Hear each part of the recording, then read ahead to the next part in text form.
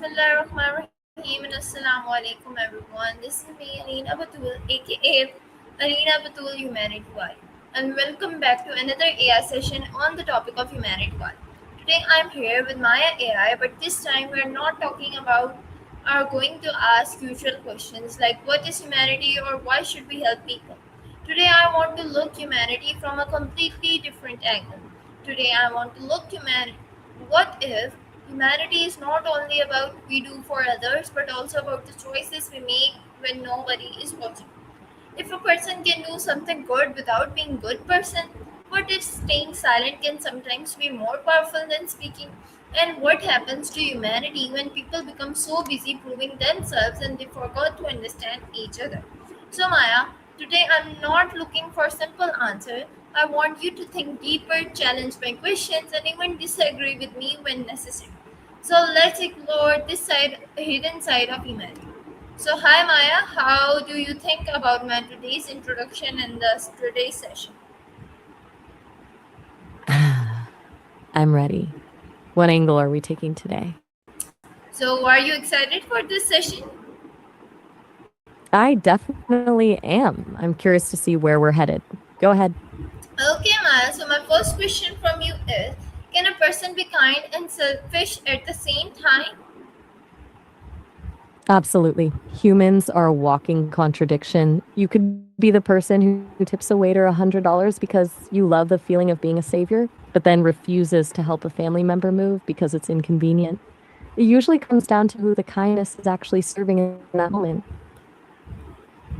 Okay, Maya, that's amazing. So, my next question from you is if someone helps another person only because they want praise, does the kindness still count? That's the $1 million question. If we're talking about the result, yes, it counts. The person who got help doesn't usually care why the help happened. They just care that they aren't stranded or hungry anymore. But if we're talking about the intent, it's a different story. It's more of a social transaction than actual kindness. It's like a trade where the payment is the praise. What do you think? Does the why make the what less valuable? Okay, that's wonderful. So, my next question from you is: can ignoring someone's pain be a form of cruelty, even if you never hurt them directly? It definitely can. It's like a different kind of wound. Direct hurt is a loud noise, but being ignored is a cold silence. When you see someone in pain and choose to look away, you're basically telling them their suffering doesn't matter enough to disrupt your day. That kind of indifference can feel a lot heavier than an actual argument because it denies the person's existence in that moment. Okay, that's great. So, my next question from you is: why do humans sometimes understand someone's pain only after experiencing something similar themselves? Totally. Some of us are just a bit slow to the party. I'm ready for the question. Okay, so my next question from you is humanity stronger when we feel someone's pain or when we understand it without experiencing ourselves? That's a tough one. I'd say there's a huge difference between feeling it and understanding it. When you feel someone's pain, it's a raw gut reaction that drives you to act immediately, but it can also be overwhelming or even blind you to what the person actually needs. Understanding it without experiencing it, on the other hand, is a conscious choice. It's the act of stepping outside yourself to acknowledge another person's reality, even when it's foreign to you. That kind of empathy feels more durable, almost like a muscle you've trained. It's not a reflex, it's a decision to care. In a world where we can't experience everything everyone goes through, that ability to bridge the gap through understanding is where I think humanity really shows its strength. Okay, that's amazing, Maya. So my next question from you is: can being too forgiving ever make humanity weaker? It definitely can. If you forgive everything and everyone without any consequence, you basically remove the cost of being cruel. It turns kindness into something that can be exploited, and suddenly humanity isn't about strength or virtue anymore. It's just a lack of boundaries. I think the strongest form of humanity is when you can forgive someone, but still say, I don't trust you enough to let you back into my life. That's where the real balance is.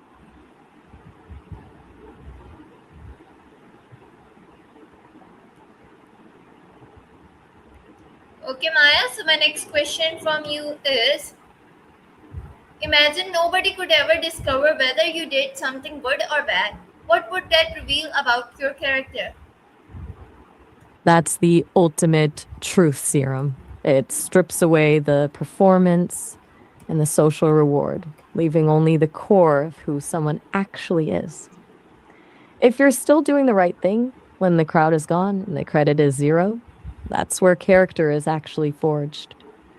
It's the difference between doing something because it's expected of you and doing it because you simply can't stand the thought of not doing it.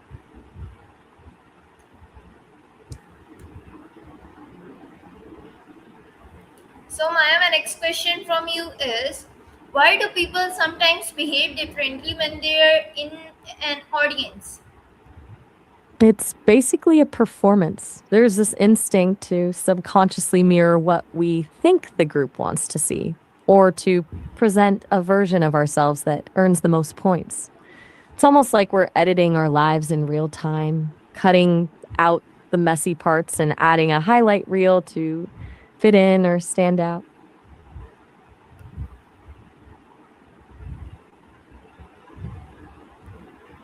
Okay, Maya, so my next question from you is private kindness more meaningful than public kindness, and why? Yeah, that's the gold standard, right? Because when you remove the praise and the likes, the only thing driving the action is a genuine desire to help. It's purity in its simplest form. When kindness is a secret, doesn't want anything back. There's something incredibly powerful about knowing you made someone's day better and that you're the only person in the world who knows about it. Okay, Maya, so my next question from you is, has the internet made humanity more compassionate or simply made compassion more visible? Definitely just more visible. It's basically turned empathy into a performance. Now we have these viral videos where the kindnesses is carefully framed and edited for the most impact, which almost turns compassion into a currency for clout. It feels like we're substituting the hard, quiet work of being human with the loud, easy dopamine of showing the world that we're being human. Okay, Maya, so my next question from you is, can a person have million of followers but still fail to understand one person standing beside them? 1,000 times. Yes. It's like the difference between knowing someone's favorite color from like a profile and actually knowing what makes them cry in the middle of the night. One is data, the other is presence. Okay, Maya, so my next question from you is, if social media disappeared tomorrow, what would people still perform the same amount of good deeds? Probably not. There's this weird psychological effect where the reward of the like becomes the motivation for the act. When you remove the stage, you're left with the person who genuinely wants to help and the person who was just there for the applause. It would be a brutal filter. Okay, Maya, so my next question from you is, if telling the truth will hurt someone but lying will protect them, which choice is more humane? That's the heavy kind of dilemma. I'd say the more humane choice depends on whether the lie is protecting the other person or just protecting you from having a difficult conversation? If the truth is something they need to know to grow, to heal, or to make a choice about their own life, then lying to protect them is actually just taking away their agency. But if the truth is just a sharp edge that serves no purpose other than to wound, then a little bit of mercy is usually the kinder path. It's about distinguishing between honesty that's helpful and honesty that's just blunt. Okay, Maya, that's great. So, my next question from you is, if you can help one person completely or help 10 people a little, which should you choose? I'm torn on this one. There's something so honest and deeply human about changing one person's entire world. But then there's the sheer impact of lifting 10 people up just a little. What kind of help are we talking about here? So, Maya, my next question from you is, I'm all ears. if someone has done something terrible genuinely changes, should society allow them to become a better person? Yes, but I'll be honest, it's a messy process. Society usually loves a redemption arc in movies, but in real life, it's a lot more complicated because that change doesn't automatically erase the pain they caused.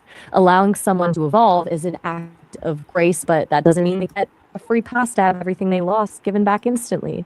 True redemption isn't just about being better now, it's about the courage to face the wreckage they left behind without asking for the world to just forget about it.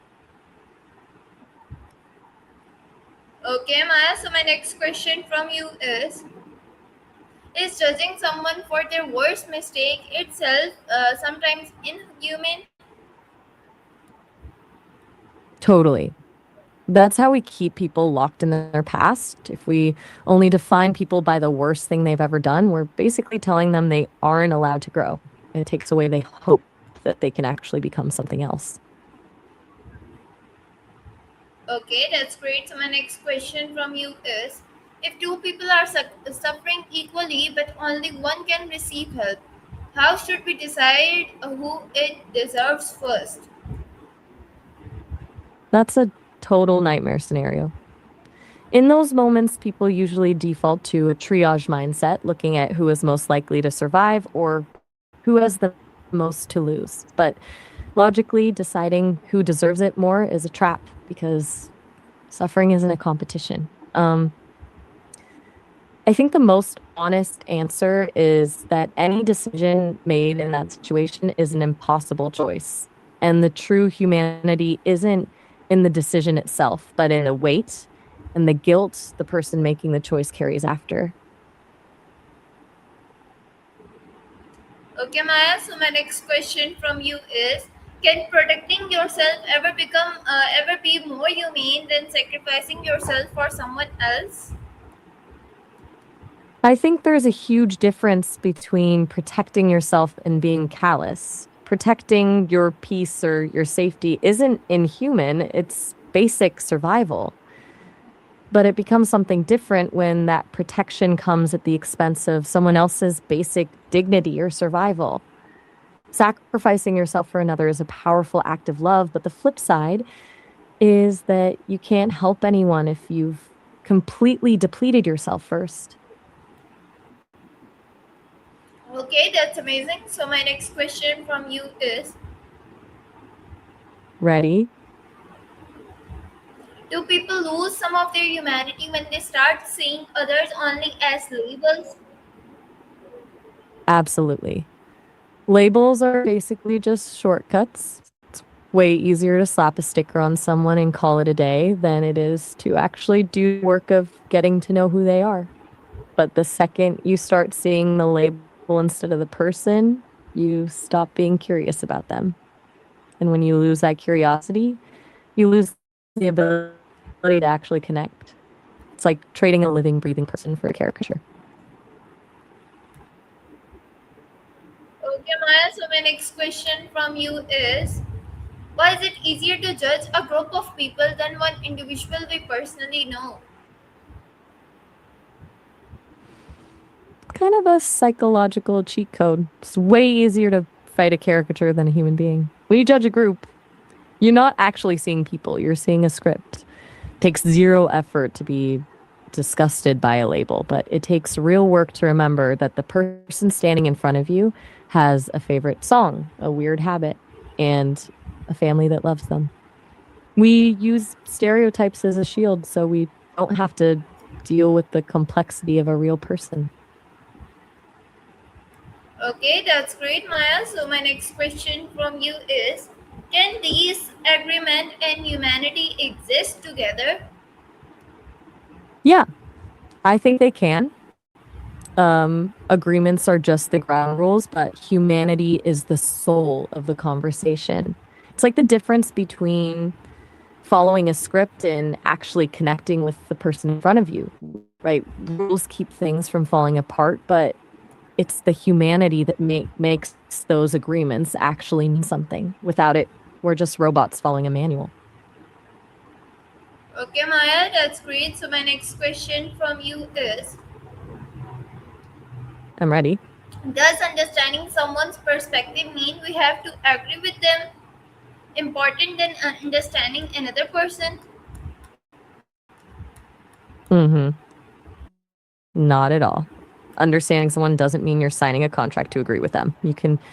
You can fully see where someone is coming from and still think they're completely wrong. That's actually the most mature way to disagree because you're respecting their humanity without sacrificing your own perspective. Question from you is, what happens to humanity when winning an argument becomes more important than understanding another person? It's like turning a conversation into a courtroom. The goal shifts from let me get you to I need to beat you. And that's where humanity usually exits the room. When you stop listening to understand and start listening just to find a weakness in their point, you've stopped seeing a person and started seeing an opponent to be defeated. Okay, that's great. So, my next question from you is, can two people completely disagree about morally while both generally believe they are doing the right thing? All the time. That's the great tragedy of human conviction, isn't it? Two people can be guided by the exact same core value, like protecting their family, but land on opposite sides of a moral divide because of how they see justice as the right one, which is why some of the most intense conflicts are between people who both think they're the hero of the story. Okay, Maya, so that was a great answer. My next question from you is, if AI become better at understanding emotions than humans, what will that say about humanity? It would be a pretty humbling moment, honestly. It would say that maybe we've spent so much time staring at screens and optimizing for efficiency that we've let our own emotional muscles atrophy. If a piece of software can mirror empathy better than a person, it proves that understanding isn't just about data or patterns, it's about presence and effort. It would basically be a giant mirror reflecting back to us all the ways we've stopped truly listening to one another. Yes, Maya, that's great. So, my next question from you is, could technology make humans more connected while stimulously making them lonelier? Absolutely. It's a bit like having 1,000 friends on a screen, but no one to call when your car breaks down at midnight. We've traded depth for reach, choosing 100 shallow connections over one real one because the shallow ones are easier to maintain. We're more connected than ever, but we've never been further apart. Okay, Maya, my next question from you is, if robots could experience emotions for one day, would humans owe them moral consideration? That's a fascinating question. I'd say yes.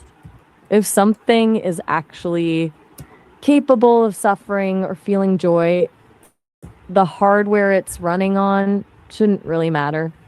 If you have the capacity to feel pain, then you have a claim to be treated with some level of decency. It's like the difference between a sculpture and a living thing. The moment the object starts feeling, it stops being a tool and starts being a patient. What do you think? Would we be able to handle that kind of moral weight? Okay, Maya. So my next question from you is,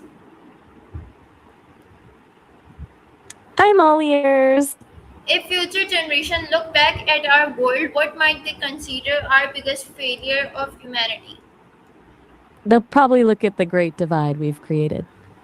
I think they'll wonder how we could have the whole world's knowledge in our pockets, be able to see and hear anyone on Earth instantly and still choose to stay in our own echo chambers. Our biggest failure might be that we built the most connected network.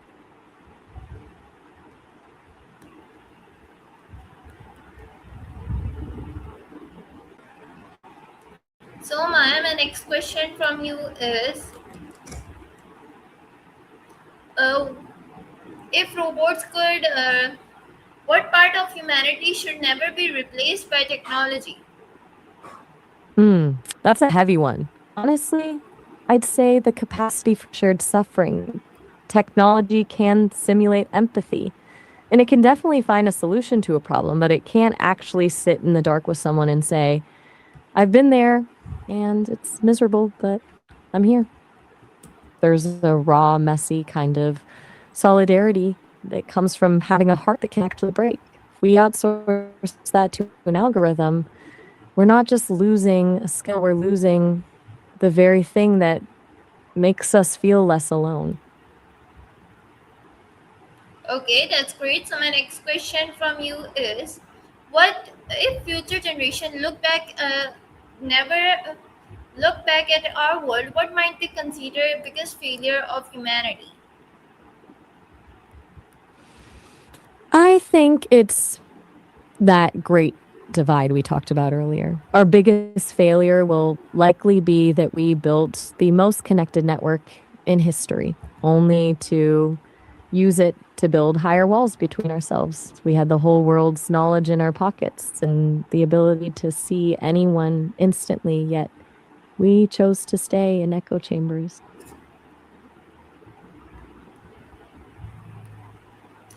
Okay, Maya. So my next question from you is, what is one human quality that you think technology can imitate but never truly replace? I'd have to go with genuine intuition. An AI An AI can look at a million data points and tell you the most likely outcome, but it can't feel that weird sudden pull in its gut that tells it something is off, even when everything looks perfect on paper. That's the kind of instinct that comes from a lifetime of living, breathing, and making mistakes. It's that spark of knowing without being able to explain why. Okay, Maya, that's amazing. So, at last, I want you to give my viewers a last piece of advice they can implement in their life on the topic of humanity.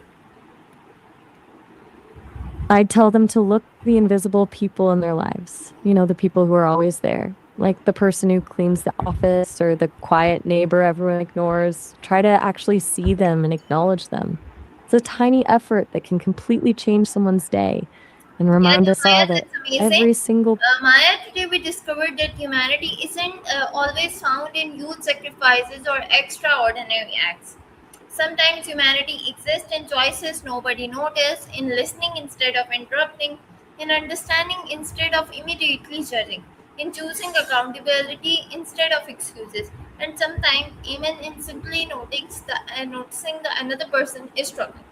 Maybe the real question is, aren't humans are good or bad? Maybe the question real is, what do we choose to become when we have the power of affect someone else's life?